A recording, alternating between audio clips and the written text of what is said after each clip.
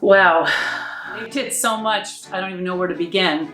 But I would say, in a nutshell, they filled in the gaps for the things that we could not do to make my dad's last days comfortable. Our nurse, Kate Williams, came twice a week, took Dad's vitals, offered any assistance he needed, ordered meds, and recommended certain meds at certain times depending on what he needed, and checked his oxygen. She also came when we really needed her because we couldn't find a part of the nebulizer that he really needed one day. And she came all the way over here and found it on the floor for us, which really saved the day.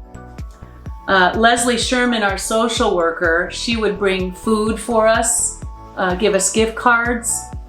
She brought my dad cupcakes on his birthday, was always willing to go the extra mile as well, and was always there when I needed her. When I was grieving really hard, especially right after my dad passed, she would write me words of encouragement via text. She sent me a book on grief, how to handle grief, losing a father.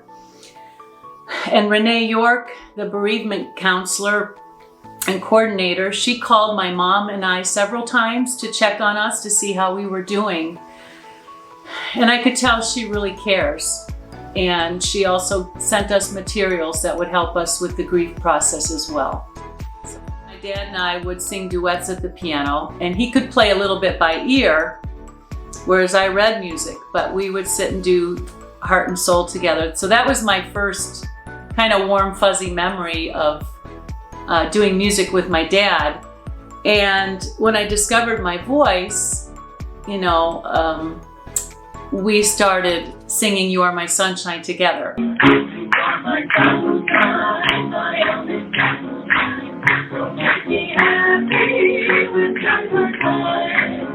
We would sing it for senior places all around Erie.